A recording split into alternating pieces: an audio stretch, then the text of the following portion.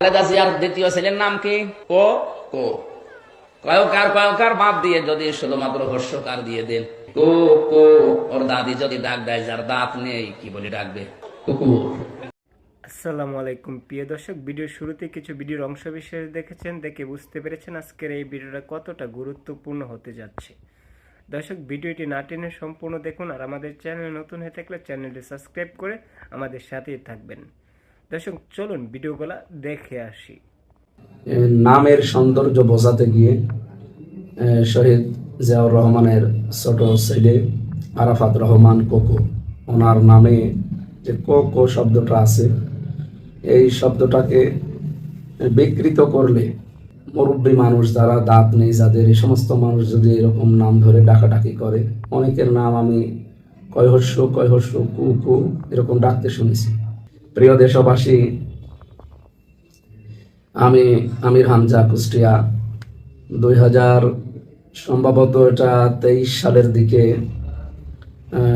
বা 19 সালের দিকে, আমার তারিখটা মনে নেই, 19 অথবা 23 এরকম হবে, চট্টগ্রামের ওই লাইনে কোন জায়গায় এক তাফসির মাহফিলে নামের সৌন্দর্য বোঝাতে গিয়ে শহীদ জিয়াউর রহমানের ছোট ছেলে আরাফাত রহমান কোকো, ওনার নামে যে কোকো শব্দটা আছে, এই শব্দটাকে বিকৃত করলে বা মুরব্বী মানুষ যারা দাঁত নেই, যাদের, এই সমস্ত মানুষ যদি এরকম নাম ধরে ডাকাডাকি করে, অনেকের নাম আমি কয়হস্য কু কু এরকম ডাকতে শুনেছি।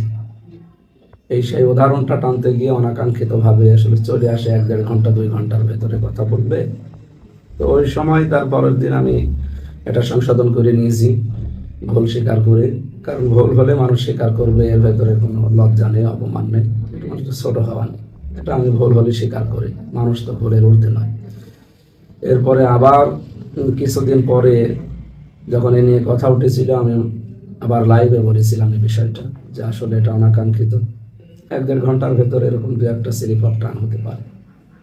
এটা আমি উদাহরণ হিসাবে সুন্দর নাম বা কোরআনে কারিমের সূরা আরাফের যে আয়াত পড়লাম, তিরমিজি শরীফের যে হাদিস, কানা ইউবাজ্জিরুল ইসমাল কাবিহা, তিরমিজি শরীফে নবীজি জানিয়েছেন হযরত আয়েশা থেকে বর্ণিত, কোনো খারাপ নাম তিনি যদি শুনতেন, ওই নামটা পাল্টিয়ে দিতেন।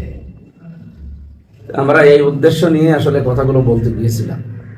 তো আমার ভুলের জন্য আমি মাফ চেয়েছি, ক্ষমা চেয়েছি, সংশোধন করে নিয়েছি। আশা করছি আল্লাহ আমাকে মাফ করে দেবে। কিন্তু এটাকে এতদিন পর, এত বছর পর যারা এখন হঠাৎ করে রাজনৈতিক স্বার্থ চরিতার্থ করার জন্য এই ভিডিওগুলো কাটসাট করি, আগে কি বলেছি, 1 ঘন্টা পরে কি বলেছি, আধা ঘন্টা, এগুলো নেই। এই 8 মিনিট 8 সেকেন্ড 10 সেকেন্ড 15 সেকেন্ড সামনে নিয়ে এসে যারা জাতির সামনে আমারকে চরিতার্থ করার চেষ্টায় আছে, তাদেরও তো কত ভুল হয় তাদের রাজনৈতিক নেতাদের নিয়ে কথা বলতে গেলে। এই তো কয়েকদিন আগে তাদের একজন মরহুম বা মরহুমা মানুষকে নিয়ে কথা বলতে গিয়ে তারা এমন একটা শব্দ চয়ন করেছে যেগুলো তাদের দলের লোক হাসাহাসি করছে। আমরা চাই আল্লাহ রাব্বুল আলামিন শহীদ জিয়াউর রহমানের সন্তানকে কবরে মাফ করে দিক। আমি ব্যক্তিগতভাবে শহীদ জিয়াউর রহমানকে, ওনার আদর্শ মানি না, কিন্তু ভালোবাসি থাকি। জনাব তারেক রহমান এবং আরাফাত রহমান, এই মানুষগুলোকে আমি এমনি ব্যক্তিগতভাবে ভালোবাসি। যেহেতু পৃথিবীতে মানুষ হিসাবে আমরা তাদেরকে ভালোবাসি, সেই হিসাবে আমি ওই বক্তব্যের কারণে ভুল স্বীকার করে সংশোধন হয়ে গেছি। তো এখন যারা নতুন করে এগুলো করছেন, তারা কি জবাব দেবে? বা মানুষ কিন্তু এখন সচেতন, মানুষ বুঝে ফেলেছে আপনারা এগুলো হিংসার বশবর্তী হয়ে বা রাজনৈতিক প্রতিহিংসার কারণে এগুলো করছে। এগুলো করে আমার মনে হয় আপনাদের লাভ হবে না, আরো ক্ষতি হবে।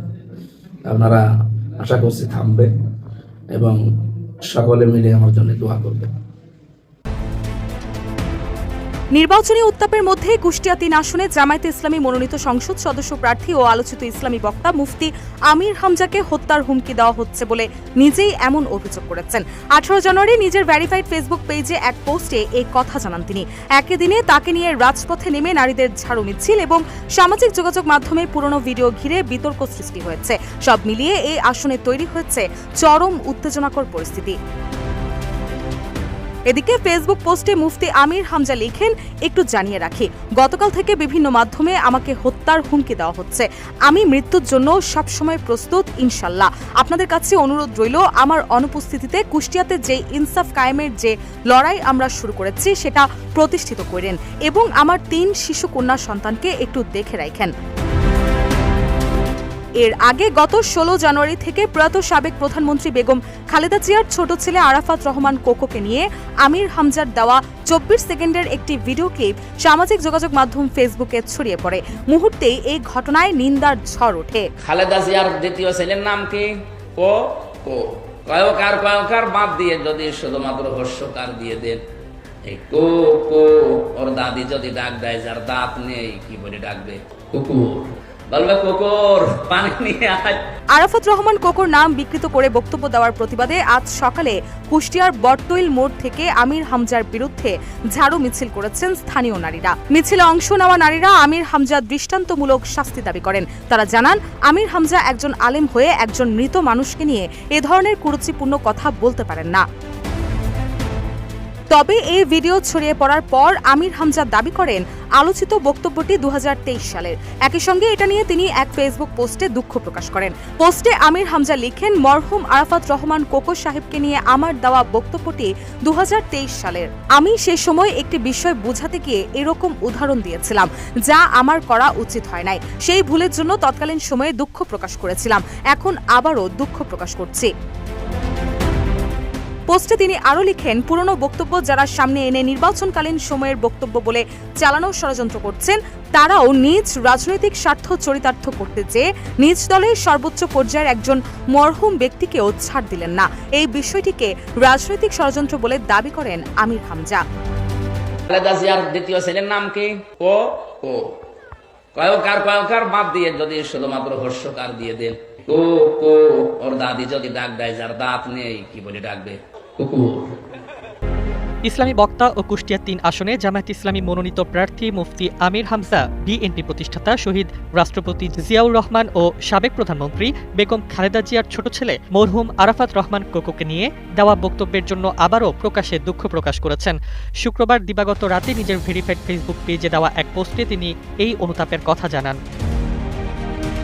ফেসবুক পোস্টে আমির হামজা বলেন, আলোচিত বক্তব্যটি সাম্প্রতিক নয়, এটি 2023 সালে দেওয়া একটি বক্তব্য। সে সময়ই তিনি বিষয়টি অনাকাঙ্ক্ষিত উল্লেখ করে দুঃখ প্রকাশ করেছিলেন। তবে সম্প্রতি আবারও বক্তব্যটি নতুন করে আলোচনায় আসায় তিনি পুনরায় আন্তরিকভাবে দুঃখ প্রকাশ করছেন। জীবন অবাক না করলে কে করবে? 28% মিল্ক ফ্যাটের অবাক করার সাথে ফ্রেশ মিল্ক পাউডার। জীবন অবাক করুক প্রতিদিন। তিনি লেখেন, কোনো একটি বিষয় বোঝাতে গিয়ে উদাহরণ দিতে গিয়ে তিনি ভুল করেছেন। মরহুম আরাফাত রহমান কোকোকে নিয়ে দেওয়া মন্তব্যটি উদ্দেশ্য প্রণোদিত ছিল না এবং এতে কেউ কষ্ট পেলে তিনি তার জন্য অনুতপ্ত। একই সঙ্গে মুফতি আমির হামজা অভিযোগ করেন, একটি মহল রাজনৈতিক উদ্দেশ্যে পুরনো ওই বক্তব্যকে নির্বাচনকালীন মন্তব্য হিসেবে উপস্থাপন করার চেষ্টা করছে। তার দাবি, রাজনৈতিক ফায়দা হাসিল করতে গিয়ে তারা নিজ দলের একজন মরহুম নেতার প্রতিও ন্যূনতম সম্মান দেখায়নি। পোস্টের শেষাংশে তিনি মরহুম আরাফাত রহমান কোকোর রুহের মাগফিরাত কামনা করেন এবং আল্লাহ তাআলার কাছে দোয়া করেন যেন তাকে জান্নাতুল ফেরদৌস নসিব করা হয়।